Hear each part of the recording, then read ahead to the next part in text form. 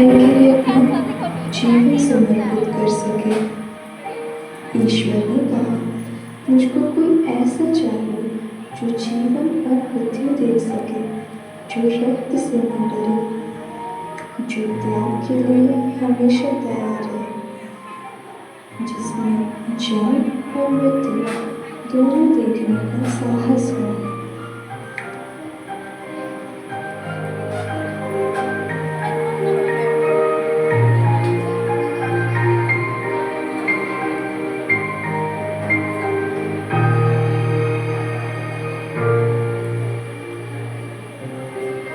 पहले के समय में लोग अस्पताल में जांच के लिए न जाकर अंधविश्वास और तांत्रिकों पर भरोसा करते थे, जिस कारण बहुतों ने अपनी जान गंवा दी और कुछ लोग गंभीर बीमारियों के शिकार हो गए।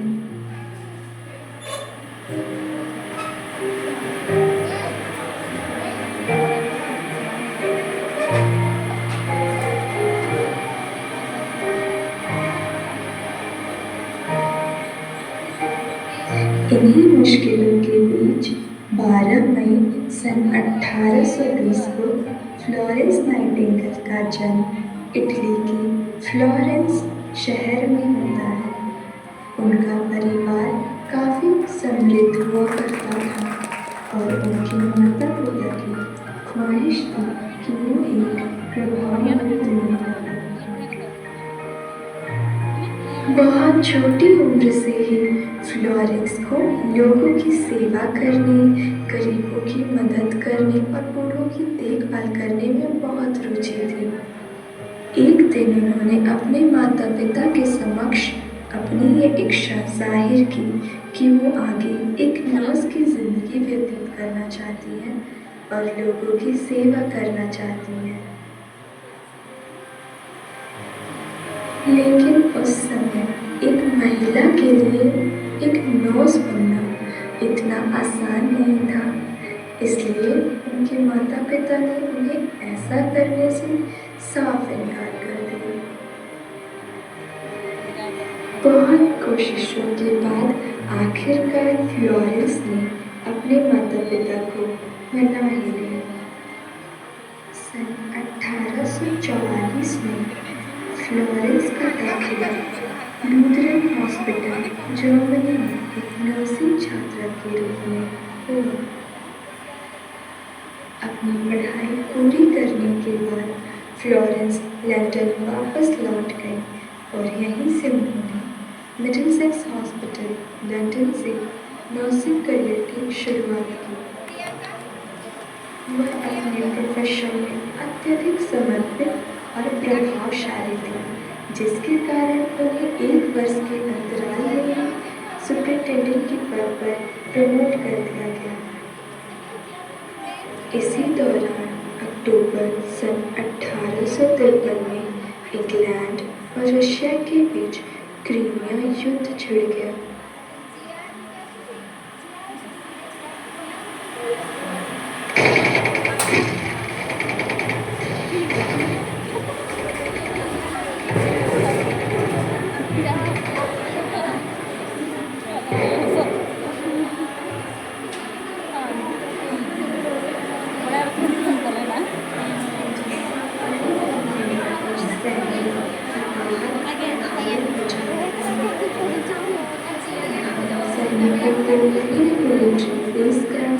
ले जाया जा रहा था, लेकिन इंग्लैंड अपने घायल सैनिकों को लेकर काफी परेशान था। इसी दौरान सन 1854 के अंत में नाइटिंगेल को युद्ध सचिव से एक पत्र मिला, जिसमें युद्ध स्थल पर घायल सैनिकों की देखभाल के लिए नर्सों की एक टीम गठित करने की बात कही गई थी। नाइटिंगेल ने 34 नर्सों की एक टीम इकट्ठी की और उनके साथ टर्की चली गई, जहां उनकी ड्यूटी लगाई गई थी। जब वे टर्की पहुंचे तो भीड़ और अस्वच्छता वाले अस्पतालों को देखकर हैरान रह गई।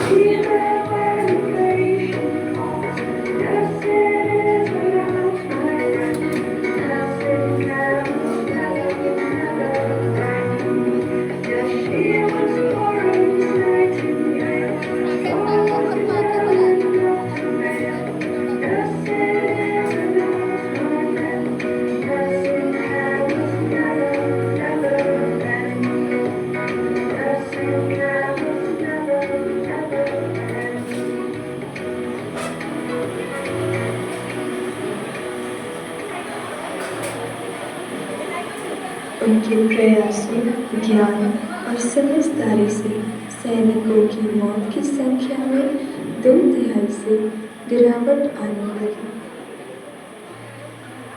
जब वह लंदन वापस आई तो उनका भव्य स्वागत किया गया और रानी ने उन्हें एक उत्कीर्ण ब्रोच भेंट करते हुए उनके काम को पुरस्कृत किया, जिसे बाद में नाइटिंगेल ज्वेल कहा गया। इसी के साथ उन्हें 2,50,000 की नकद राशि भी मिली, जिसका उपयोग उन्होंने आगे के स्वास्थ्य कार्यों में करने का निर्णय लिया।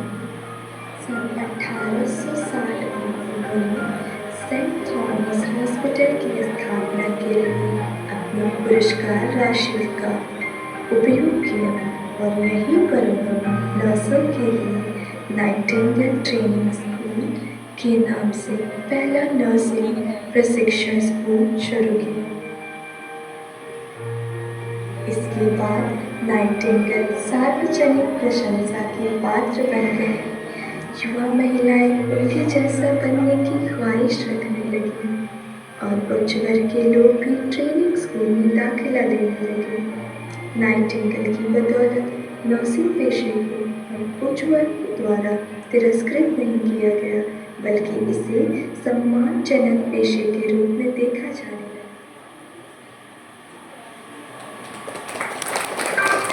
निधि थी एक चिराग लेकर, चिराग बन जाऊंगी सोचा न था। शुरुआत तो बस एक मरहम से की, आज इलाज से जुट जाऊंगी कई सांसों की, ये तो सोचा न था। ऊंचाई के शिखर पे पहुंची हूँ आज, हर जगह मेरी परछाई है। अब वक्त बदला है और यहाँ हर किसी को मेरी जरूरत ही नहीं है। Nurse, professor, administrator, counsellor, researcher, माँ के दर्द और बच्चे की चहचहाहट से जो जुड़ती हूँ, मुझे मिडवाइफरी और पीडियाट्रिक नर्स कहते हैं। जहाँ एनाटॉमी, फिजियोलॉजी, ईसीजी की तारों से जुड़ती हूँ, मुझे मेडिकल सर्जिकल नर्स कहते हैं। जब किसी के इमोशंस और साइकोलॉजी से जुड़ती हूँ, मुझे मेंटल हेल्थ नर्स कहते हैं। जहाँ लोगों के घरों से बीमारियों को दूर करती हूँ, तो मुझे कम्युनिटी हेल्थ नर्स कहते हैं। उन सरहदों पे भी जब किसी की मुस्कुराहट बनती हूँ, मुझे मिलिट्री नर्स कहते हैं। बस अपने देश में नहीं सिर्फ, बल्कि फॉरेन में भी पंख अपने उड़ा बैठी हूँ। देख रहे हो एक चिराग लेकर जो निकली थी, कहाँ तक मैं उसका प्रकाश फैला चुकी हूँ।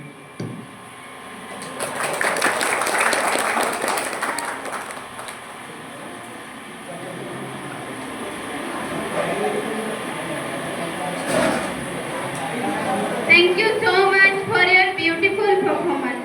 A woman, the core part of a family, a society.